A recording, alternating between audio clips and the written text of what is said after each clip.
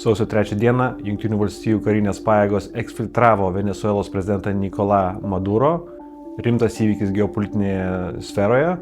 Karinė prasme ši operacija buvo tobula, preciziška, nepareikalavo jokių Jungtinių valstijų karių aukų. Kas dabar vyksta po to, matome, kad situacija toliau yra besikeičianti. Ar Venesuela taps stabilia demokratija, dar išlieka turbūt labai daug klausimų. Turime suprasti, kad tarptautinė teisė veikia tik tada, kai šalis iš tikrųjų laikosi šių taisyklių. Kai mes matėme istoriškai, nei Rusija, nei kitos tokios autoritarinės valstybės dažniausiai nesilaiko šitų taisyklių. Kaip šis epizodas, šis atvejis parodo, galia yra labai svarbu. Ir Jungtinės valstijos išlieka ta turbūt vos ne vienintelė valstybė, kuri turi ne tik pajėgumus, bet ir valią ir ryžtą panaudoti tos pajėgumus demokratijos teisės apsaugai.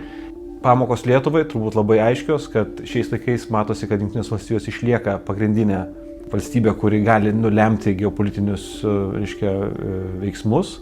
Ir turbūt turime patys labai gerai įsisąmoninti, kas svarbu šiais laikais, kai geopolitiniai lūžiai iš tikrųjų sukuria tokią atmosferą, kur galia lemia veiksnius, galia lemia, ar tu gyvensi taikiai, galia lemia, ar tu gyvensi turtingai.